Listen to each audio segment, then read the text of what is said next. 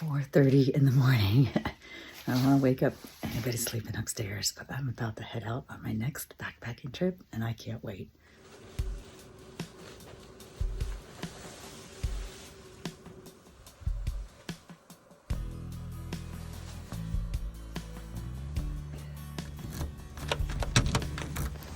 All right, there's my ride.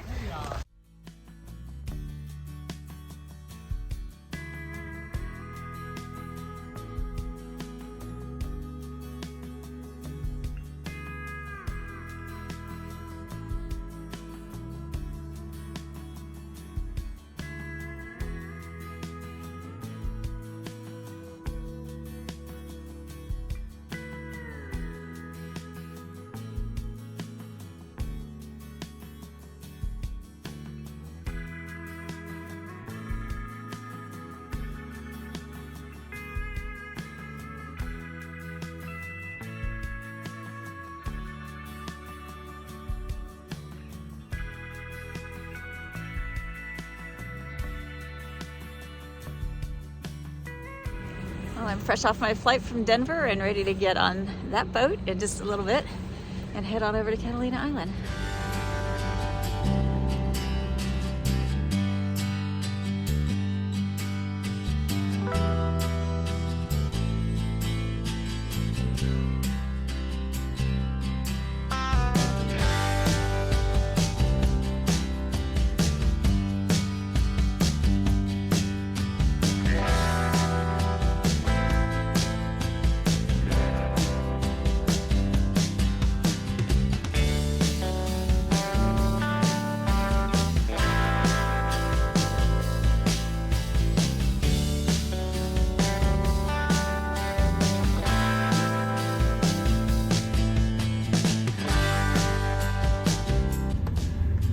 Thanks for riding County Express, and we'll let you know once it's off the docking up here in just a minute.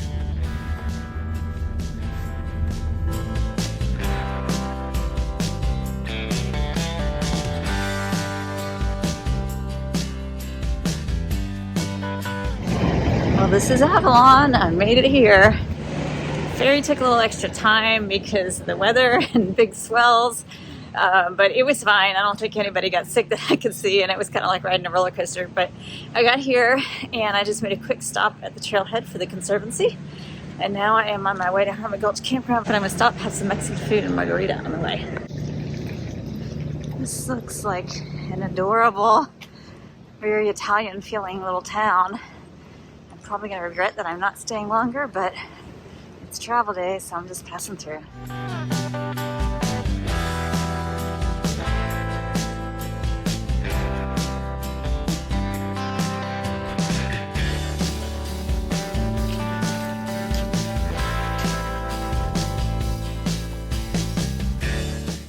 Well, my plan for dinner and a margarita failed, unfortunately.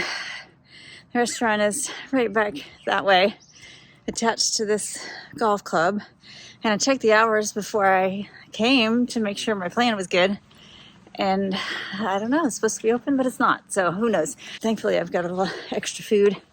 I can stretch it out, and then when I pass through the airport in Sky for breakfast, I think they might have a few things to pick up, or I can get an extra meal in Two Harbors when I'm there. So all is not lost, but I'm gonna cry over no margarita.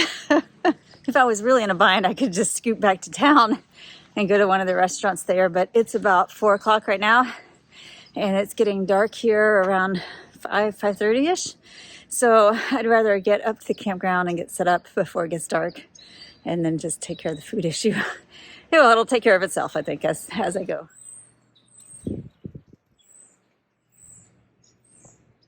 So technically, I am already on the Trans Catalina Trail, doing a bit of road walk up to the 𝐓𝐷𝐷𝐷𝐷 Campground. The mileage starts where I got off the ferry, actually, at the port there. Although there is a trail marker just past 𝐓𝐷𝐷𝐷𝐷 that I'll see in the morning. It seems that everybody here is on golf carts, except for the bus that passed me. It'd be tempting to stop and hitch a ride. But since I am actually on the trail, I want to hike.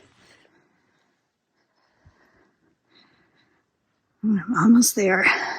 Well, this is me for the night. These campsites are really close together, but thankfully it's not crowded. and it's convenient to the restrooms. I remembered as I was walking up here that there's a general store, and I thought it might be open because I read it was open till 5, but they are also closed. So hopefully I can find the fuel that I ordered and cook something. Well, I ordered a 4-ounce fuel can, and I found an 8-ounce can in the food locker, which is where they told me it would be, but I think this might only be half full, so maybe that's just what I got.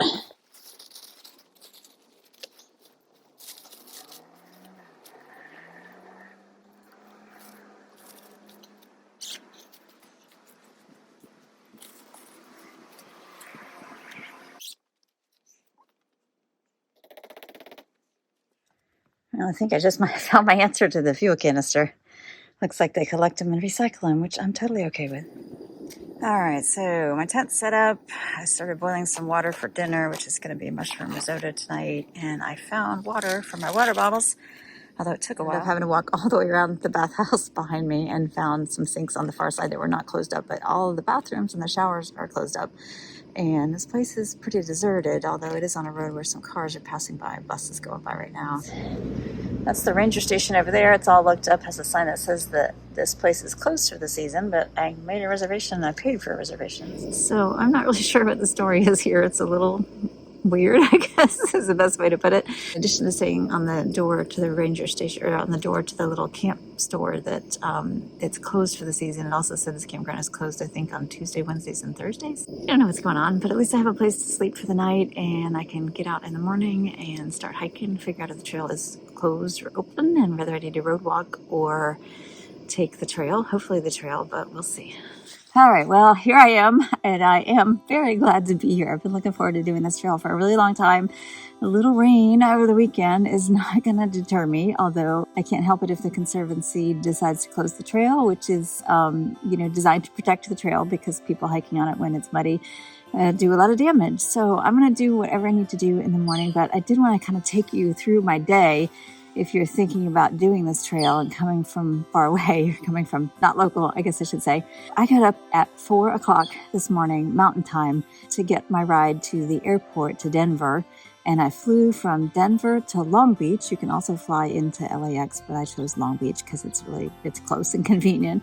So I got in about 10:30 and my ferry was at 2. The next earliest ferry would have been at 9:50, I think, so I couldn't get here early enough for that one. It's January right now. So there's some restaurants that are shut down and other things in terms of logistics that make doing this trail in the winter a little bit more complicated than doing it in peak season, but it's fine for me. I am getting away from the cold and the snow in Colorado, and I'm getting a chance to do this trail when it's not super, super hot. I am very happy to be here. It was a long day starting so early in the morning, and then I had just kind of some downtime. I was able to check into the ferry terminal when I got there and had some lunch. You could walk along the waterfront in Long Beach, and there's some restaurants there, but when I was looking at them, they all seemed like chain restaurants, so I just ate some food out of my bag, which is perfectly fine.